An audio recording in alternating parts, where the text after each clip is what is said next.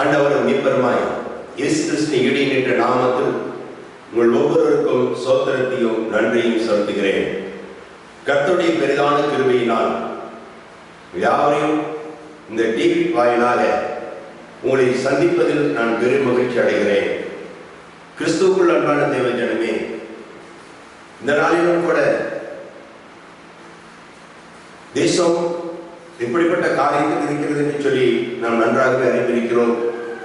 ஆனாலும் இப்படிப்பட்ட காலகட்டங்களிலும் இன்றைக்கு தேசத்தில் அநேக பொய்யான காரியங்கள் சொல்லி ஜனங்களை வஞ்சிக்கப்படுகிற ஒரு காலமாக இருக்கிறது. கர்த்தர் சொல்லாத ஒரு வார்த்தையை சொன்னேன் என்று சொல்லி இதை நம்பி இன்றைக்கு ஏராளமான மக்கள், ஏராளமான ஜனங்கள் இன்றைக்கு அந்த வார்த்தையை நம்பி அழிந்து கொண்டிருக்கிறார்கள், பாதிக்கப்பட்டு கொண்டிருக்கிறார்கள். தேவஜனமே, இந்த கடைசி காலங்களிலே தேவன் அறிவித்த காரியம்தான் நடந்து கொண்டிருக்கிறது. அநேக கள்ள போதகர்களும் கள்ள தீர்க்க தரிசனம் எழுப்புவார் என்று சொல்லி உங்களுடைய உடைமைகளை வஞ்சிக்க, உங்களை வஞ்சிக்க, உங்களுடைய ஆசைகளை வஞ்சிப்பதற்காக இன்றைக்கு அநேக இப்படிப்பட்ட ஜனங்கள் எழுப்பி இன்றைக்கு உங்களை வஞ்சித்துக் கொண்டிருக்கிறார்கள். அதனால் என் தேவ ஜனமே, நீ யோசித்து பாருங்கள். இந்த காலகட்டங்களிலே இனி நம்ம வஞ்சிக்கப்படாமல் இருக்க வேண்டுமானால் நாம் தேவனின் முன்பதாவது வேதத்தை நன்கு அறிந்து கொள்கிறவர்களாய் மாறப்பட வேண்டும். வேதத்தை நல்ல முறையிலே நாம் தியானித்து அதை ஜெபித்து கர்த்தருடைய சமூகத்திலே காத்திருக்கப்படும் பொழுது தேவன் நமக்கு அநேக வார்த்தைகளை அந்த வேதத்திலிருந்து ரகசியத்தை வெளிப்படுத்தி கொடுப்பார். இன்றைக்கு அநேகருடைய காரியங்கள் எப்படி இருக்கிறது? செழிப்பின் உபதேசம், செழிப்பு, ஆசீர்வாதம், ஆசீர்வாதம் என்று சொல்லிதான் இன்றைக்கு இருக்கிறார்களே தவிர ஒரு ஆசீர்வாதத்துக்கு உண்டான வழி எப்படி தொடங்கும் என்று சொல்லி அதை இன்றைக்கு அநேகர் சொல்லும் பொழுது அநேகருக்கு எப்படி இருக்கிறது?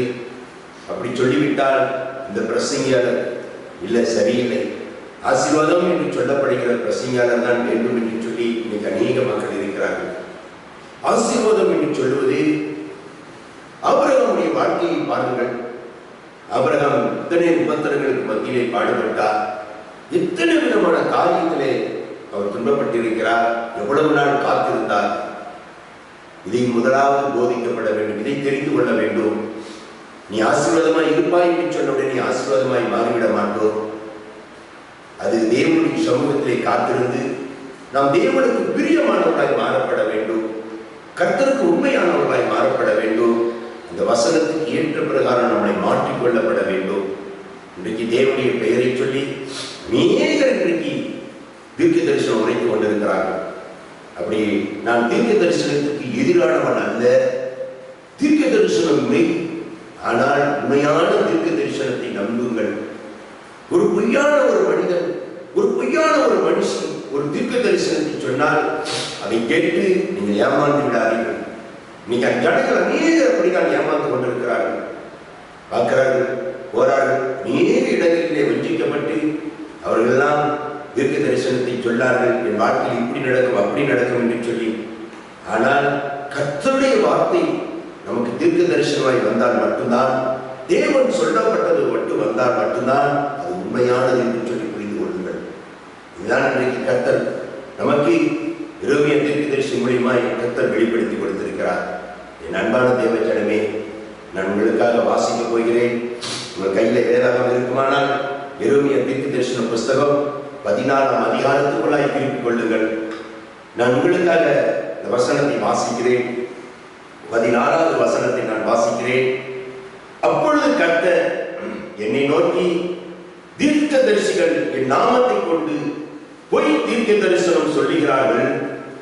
நான் அவர்களை அனுப்புவதும் இல்லை, அவர்களுக்கு கற்பித்ததும் இல்லை, அவர்களோடு பேசுவதும் இல்லை. அவர்கள் கள்ள தரிசனத்தையும் கள்ள சகுனத்தையும் இல்லாத விசேஷத்தையும் தங்கள் இருதயத்தின் கவனத்தையுமே உங்களுக்கு தீர்க்க தரிசனமாய் சொல்லுகிறார்கள். தேவன் அனுப்பாத ஒரு வார்த்தை, தேவன் சொல்லாத ஒரு வார்த்தை இன்னைக்கு சொல்லி ஆண்டவர் சொன்னார் என்று சொல்லி துணிகரமாய் சொல்லிக் கொண்டிருக்கிறார்களே. இன்னைக்கு இன்னைக்கு மக்கள் தீர்க்க தரிசனத்தை நம்பி போய் இன்றைக்கு ஏமாந்த ஒரு வண்ணத்தில் இன்னைக்கு என்னடா நம்முடைய வாழ்க்கையில் இப்படி சொன்னார்களே, நடக்காமல் போய்விட்டதே என்று சொல்லி, இந்த ஆண்டு இப்படி இருக்கும், நன்மையா இருக்கும் என்று சொன்னார்களே, ஆனால் இந்த ஆண்டில் இத்தனை உபத்திரங்களும் இத்தனை பாடுகளும் இருக்கிறது என்று சொல்லி இன்றைக்கு வியாபாரப்பட்டிருக்கிற அன்பு சகோதர சகோதரியே, என் அன்பான தேவ ஜனமே, முதலாவது நாம் புரிந்து கொள்ள வேண்டும், கர்த்தர் அனுப்பியிருக்கிற வார்த்தையா இருந்தால் நிச்சயமாக இது நிறைவேறும். கர்த்தர் அனுப்பாதபடி, தேவன் அனுப்பாததை, தேவன் சொல்லாததை சொன்னேன் என்று சொல்லி தங்களுடைய கபடான வார்த்தையை உங்களிடத்திருக்கிறதை கொள்ளையடிப்பதற்கும், உங்கள் காணிக்கையை வஞ்சிப்பதற்கும், உங்களை வஞ்சிப்பதற்கும், பெரிய நாள் பெரிய ஆழ்வு என்று சொல்லி காண்பிப்பதற்கும் இன்றைக்கு அநேக தீவிரமாய் புறப்பட்டு விட்டார்கள். தீவிரமாய் புறப்பட்டு விட்டார்கள். இதை நம்பி அநேக கிராமத்தில் இருக்கிற மக்கள் எல்லாம், நான் கர்த்தரிடத்தில் வந்தேன், இன்னும் என் வாழ்க்கையில அற்புதம் நடக்கவில்லையே, அதிசயம் நடக்கவில்லையே என்று சொல்லி கலங்கி தவித்துக் கொண்டிருக்கிற என் அன்பு தேவ ஜனமே, இன்றைக்கு கர்த்தர் உங்களை பார்த்து தான் சொல்லுகிறார், இப்படிப்பட்ட தீர்க்கதரிசிகளுக்கு எச்சரிக்கையாக இருங்கள், இப்படிப்பட்ட தீர்க்கதரிசிகளுக்கு நீங்கள் எச்சரிக்கையாக இருங்கள் என்று சொல்லி இங்கு தாழ்மையோடு சொல்லுகிறார். தேவன் அனுப்பாத ஒரு வார்த்தையை அனுப்பினேன் என்று சொல்லி, தேவன் சொல்லாததை சொன்னேன் என்று சொல்லி உங்களை வஞ்சித்துக் கொண்டிருக்கிறார்கள் அல்லவா? இப்படிப்பட்ட தீர்க்கதரிசிகளுக்கு விலகி இருங்கள், ஜாக்கிரதையாக இருங்கள். மாயமானத்தை கொண்டு வருகிறார்கள், உங்களிடத்தில் உள்ளதை கொள்ளையடிக்க வந்து கொண்டிருக்கிறார்கள். ஆட்டுத்தோல் போத்தின ஓநாய்களாய் வந்து கொண்டிருக்கிறார்கள். நீங்கள் விழித்திருக்க வேண்டியது இந்த காலத்தின் கட்டாயம். இந்த காலத்தின் கடைசி நாட்களில் இருக்கிறோம். இப்படிப்பட்ட வஞ்சகத்தில் விழுந்து விடாதீர்கள். தேவன் நமக்கு எச்சரித்து சொல்லுகிறார். அவர்கள் உள்ளத்தில் உள்ளதை, கபடத்தை உங்கள் மேல் தீர்க்க தரிசனமாய் சொல்லுகிறார்கள். எப்படியாவது கபடம் செய்ய வேண்டும், நான் ஒரு பெரிய தீர்க்க தரிசியை காண்பிக்க வேண்டும். இப்படி எல்லாம் நடந்து கொண்டிருக்கிறபடியால் என் தேவ ஜனமே, இந்த கடைசி காலத்திலே கர்த்தர் சொல்லுவதை கவனித்து கேளுங்கள். தேவன் சொல்லுவதை கவனித்து கேளுங்கள். உங்கள் வாழ்க்கையில் உங்களுக்கு தீர்க்க தரிசனம் கொடுத்திருந்தால் ஆண்டவர் அதை ஒரு முறை இல்லை, 2 முறை இல்லை, பல முறை ஆண்டவரிடத்தில் கேளுங்கள். அன்றே நீதான் பேசினீரோ, அல்ல சாத்தான் இப்படி இந்த மனிதன் மூலமாய் மனுஷ மூலமாய் பேசிக் கொண்டிருக்கிறாரோ என்று சொல்லி கேளுங்கள். ஏனால் சாத்தானுக்கும் அப்படிப்பட்ட கிரியல் செய்வதற்கு அவனுக்கு வல்லமை உண்டு, புரிந்து கொள்ளுங்கள். அப்படிப்பட்ட வல்லமை அவனுக்கு உண்டு. சிலர் பொய்யின் ஆவி அவர்கள் வாயிலை புகுந்து அந்த மனிதன் மூலியமாக மனுஷ மூலியமாகவோ உங்களுக்கு தீர்க்க தரிசனம் என்று சொல்லிவிடுவார்கள். இதை நம்பி நீங்க ஏமாந்து விடாதபடி ஆண்டவரிடத்தில் கேளுங்கள். ஆண்டவரே, நீ இந்த மனிதன் மூலியமாய், இந்த மனுஷ மூலியமாய் நீ பேசியிருக்கிறீரே, இது எனக்கு இதானா, என்னுடைய வாழ்க்கையில் தான் நிறைவேறுகிறதா என்று நீ ஆண்டவரிடத்தில் கேட்கப்பட வேண்டும். ஆண்டவரிடத்தில் கேட்கப்பட வேண்டும். பரத்திலிருந்து வர வேண்டும் தீர்க்க தரிசனம். ஒரு மனிதன் சொல்வதால், மனுஷி சொல்வதல்ல, பரத்திலிருந்து வர வேண்டும். அப்பொழுதுதான் அந்த தீர்க்க தரிசனம் நிறைவேறும். ஆனால் இந்த காலத்தில் நீங்கள் ஜாக்கிரதையுள்ள இருங்கள். நான் அடுத்தது 15வது வசனத்தை வாசிக்கிறேன். ஆதலால் நான் அனுப்பாதிருந்தும் என் நாமத்தை கொண்டு தீர்க்க தரிசனம் சொல்லி, ஆண்டவர் அனுப்பாது இருந்தும் என்னுடைய நாமத்தை கொண்டு நான் தீர்க்க தரிசனம் சொல்லுகிறேன் என்று சொல்லுகிறவர்கள், அவர்கள் சொல்லி இந்த தேசத்தில் பட்டயமும் பஞ்சமும் வருவதில்லை என்கின்ற தீர்க்க தரிசிகளை குறித்து, தேசத்தில் பஞ்சமும் பட்டயம் வராது என்று சொல்லுகிறார்களே, செழிப்பான உபதேசம். இன்றைக்கு ஜனங்கள் செழிப்பை மட்டும்தான் பார்க்கிறார்கள். இன்னைக்கு கண்டித்து இல்லை, இந்த உபத்திரங்களுக்கு மத்தியில் தான் ஒரு ஆசிரத்தை பெருக முடியும், பெற்றுக்கொள்ள முடியும் என்று சொன்னால், அப்படிப்பட்ட ஊழியக்காரர்கள் தான் இன்னைக்கு புறம்பே தள்ளிவிடுகிறார்கள். ஆனால் தேவஜனமே, உங்களை தட்டி கொடுத்து உங்களுக்கு மாயமானத்தை சொல்லி உங்கள் மேல் சார்ந்து பூசிக்கொண்டு போகிற ஊழியம் அல்ல, அப்படிப்பட்ட தீர்க்க தரிசிகள் அல்ல. நம்முடைய பாவங்களையும் நம்முடைய குற்றங்களையும் சுட்டி காண்பித்து இதிலிருந்து திருத்திக் கொள்ளுங்கள். கர்த்தர் உங்களுக்கு இப்படிப்பட்ட காரியத்தை வைத்திருக்கிறார் என்று சொல்லி அதை கண்டித்ததோடு சொல்லுகிறார்களே, அப்படிப்பட்ட போதகருடைய வார்த்தையை கவனியுங்கள். அப்படிப்பட்ட ஊழியக்காரர்களை கவனித்து பாருங்கள். அப்படிப்பட்ட வார்த்தையை கவனித்து பாருங்கள். நீங்கள் என்ன பாவம் செய்தாலும் உங்களை மேற்பூசாய் பூசிக்கொண்டு உங்களுக்கு உங்களை அப்படியே அன்பாய் பேசி கொண்டிருக்கிறார்களே, அப்படிப்பட்டவர்கள் அல்ல. எசேயா தீர்க்கதரிசியில் சொல்லப்படுகிறது, உச்சங்களில் உள்ளங்கால் வரை ஒரே ரணமாய் இருக்கிறது, சீல் பிதுக்கப்படாமலும். புரிந்து கொள்ளுங்கள், இந்த இடத்துல ஒரு காயம் இருக்கிறது. இந்த காயத்தை இதற்கு உள்ளே சீல் பிடித்து விட்டது என்று சொன்னால், இந்த சீலை பிதுக்காமல் ஒரு வைத்தியர் அப்படியே மருந்து போட்டு கட்டுகிறார் என்று சொன்னால் அது எப்படி இருக்கு தெரியுங்களா? அது நாள்பட இன்னும் அதிகப்படுத்தி கொண்டே போகும். அந்த புண் பெரிதாகி கொண்டுதான் போகும். இந்த சரீரத்தில் சீல் அதிகமாகி கொண்டுதான் போகும். அதே போலதான் தன்னுடைய பாவங்களையோ தன்னுடைய குற்றங்களையோ உணர்த்தாதபடி, கண்டித்து உணர்த்தாதபடி உங்களுக்கு மேல் பூசி கொண்டு போகிறார் என்று சொன்னால் அது என்ன ஆகும்? உங்கள் வாழ்க்கையில் அந்த பாவம் பெருகிக் கொண்டே இருக்கும். இது முதலாவது பிதிக்கு எடுக்க வேண்டும். சீல் பிதிக்கப்பட்டு விட்டது என்று சொன்னால் பிறகு மருந்தை போடுங்கள். அது சீக்கிரத்தில் குணமாகும். தேவஜனமே, நம்முடைய சீல் பிதிக்கப்பட வேண்டும். ஆனால் ஆசீர்வாதம் என்று சொல்லி இப்படி ஜனங்களை வஞ்சித்துக் கொண்டிருக்கிற அந்த வஞ்சகத்தின் கூட்டம், இப்படிப்பட்ட குள்ளநரிகளும் ஓநாய்களும் நடந்து வந்திருக்கிறது.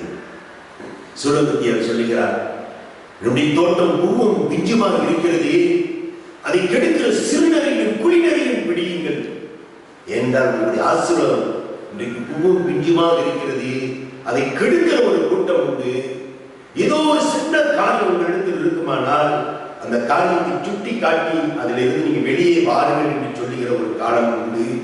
அப்படிப்பட்டதை சொல்லாதபடி உங்களை பூசி ஐயோ நான் இதை சொல்லிவிட்டால் சபை விட்டு போய்விடுவான், இந்த மனிதன் காணிக்கை கொடுக்க மாட்டான் என்று சொல்லி பூசி கொண்டிருக்கிற அப்படிப்பட்ட நீங்கள் நிலைமையில் இருப்பீர்களானால் ஜாக்கிரதையுள்ளவர்களாய் இருங்கள்.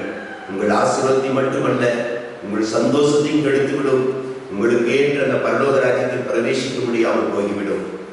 ஆண்டவர் அப்படிப்பட்ட ஊழியக்காரர்களை குறித்து தான் சொல்லிக் கொண்டிருக்கிறார். அப்படிப்பட்ட தீர்க்கதரிசிகளை கொண்டுதான் சொல்லிக் கொண்டிருக்கிறார்கள்.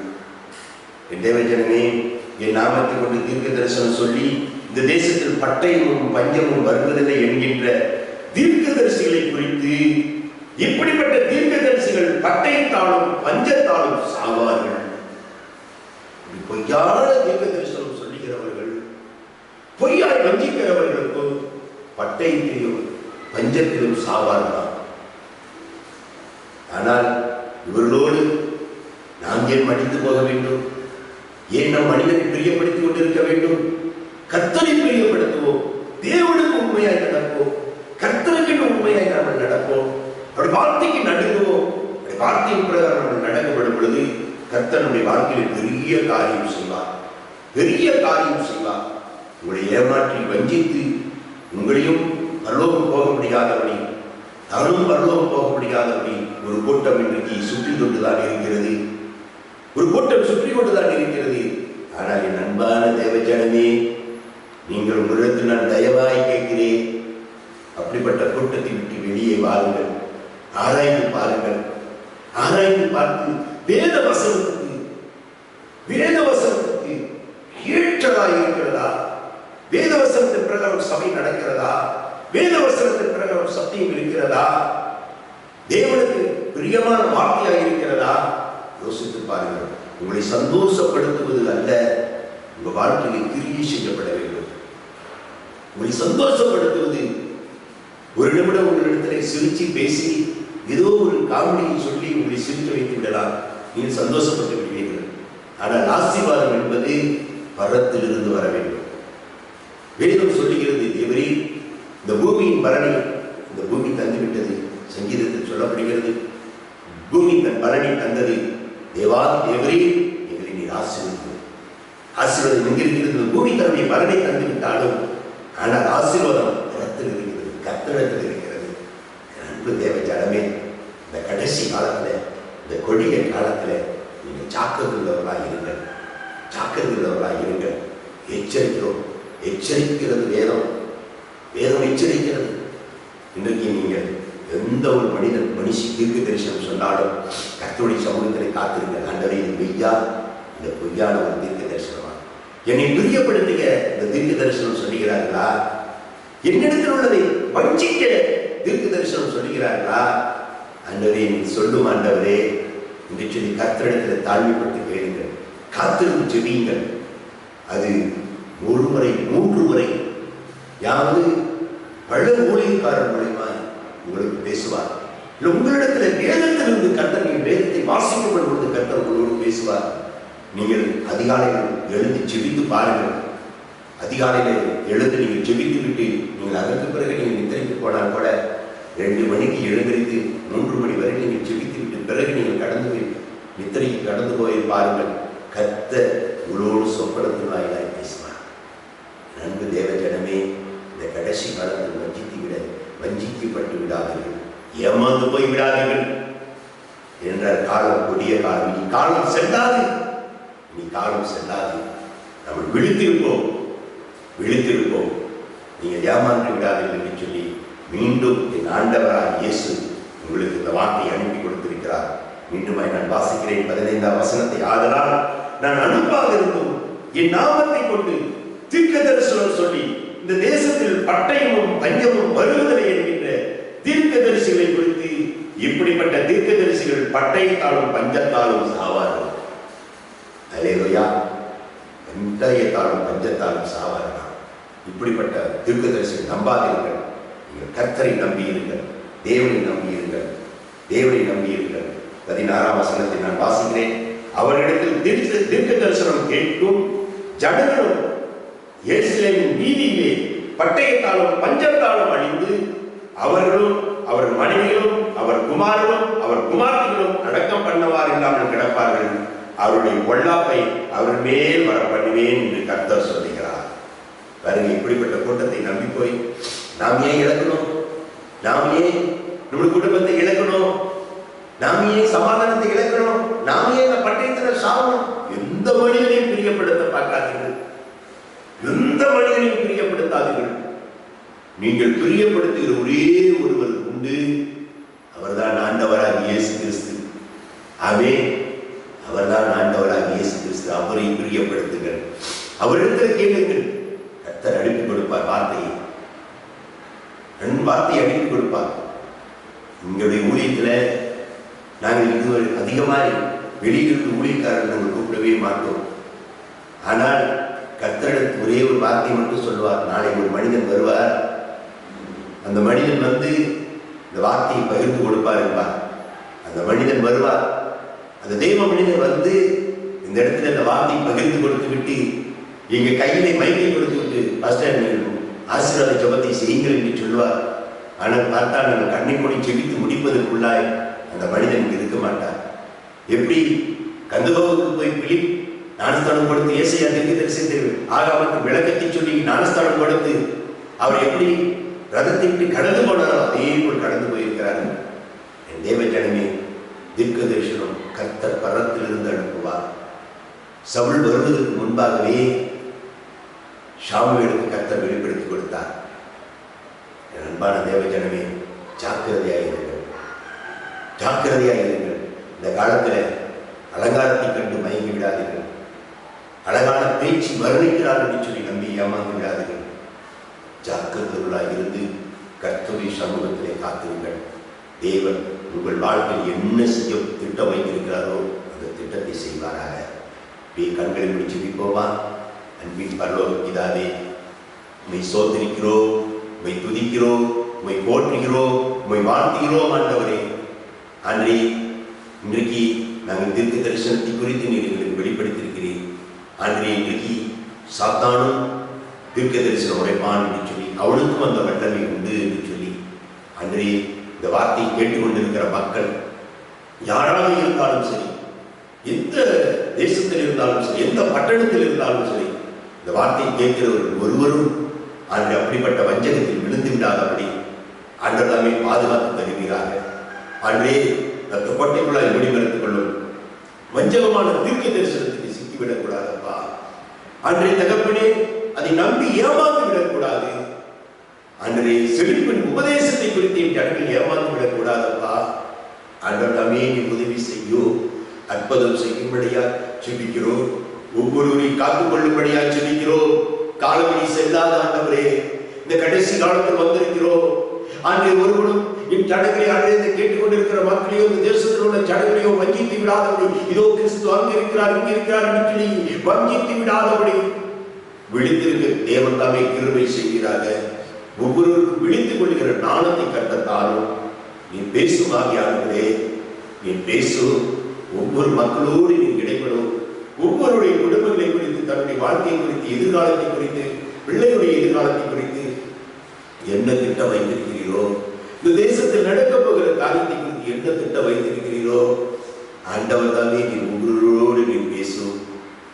நீ யாரோடு பேசுகிறவர்களா? நீ பேசும் ஆண்டவரே.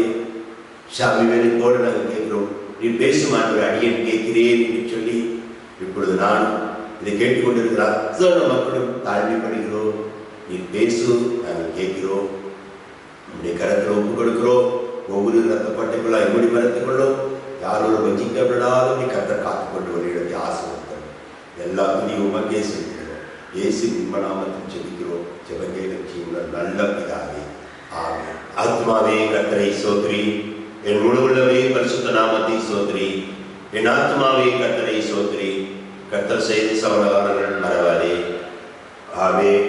நம் கர்த்தராகிய இயேசு கிறிஸ்துவின் தேவனுடைய அன்பும் பரிசுத்தாவின் அன்பியும் சமாதானம் சந்தோஷம் இன்றும் என்றும் சதா காலங்களும் யாவரோடும் அநேக பரிசுத்தவான்களும் நிலைத்திருப்பதாக.